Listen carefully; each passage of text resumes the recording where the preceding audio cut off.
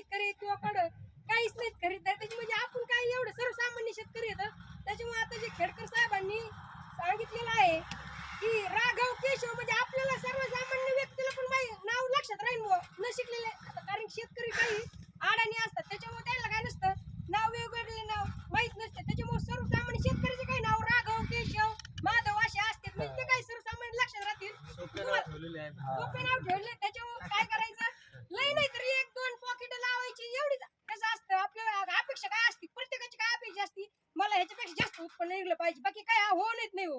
मग त्याच्यानुसार तो काय करतो प्रयत्न करतो खत माती सगळी मशागत शेतीची आणि सर्वांनी मशागत केलीच पाहिजे कारण की कापूस जर आपण ह्या शेतकऱ्यांचं पाहिलं पहा कारण की एवढं कार्यक्रम ठेवायचं म्हणजे सोपं काम नाहीये आणि गर्दी पण कुठं पण गोळा होऊ शकत नाहीये आता सध्याचं काळ कसं आहे पुढं जरी काही कार्यक्रम असला तरी 4 माणसं शिवाय पाहुणे राहायला सोडून भावकीतले 2-3 सोडून बाकी कोणी जातच नाही काय त्याचं चाललंय ते चालू दे पण आपण शेतकरी कसे येतं की आपल्याला अनुभव यासाठी आता ह्याचा मी स्वतः सांगतो ह्याचा अनुभव थोडा आपण जरा पीक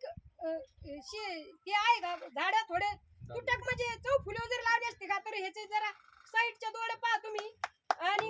आतमध्ये पहा जरा थोडा चेंजेस आहे म्हणजे आपण थोडाफार अनुभव घेण्याचं शिकलं पाहिजे बाकी काहीच नाही आणि फवारण्या वगैरे काही व्यवस्थित करायच्या 2-3 फवारण्या करायच्या जास्त खर्च तर पडायचा नाही म्हणजे आपण सर्वसामान्य शेतकरी किंवा आपल्याला काय महिन्याला काय खरं होणार नाही म्हणजे त्याच्यासारखं नोकरदारासारखं त्याच्यामुळे सर्वांनी आहे का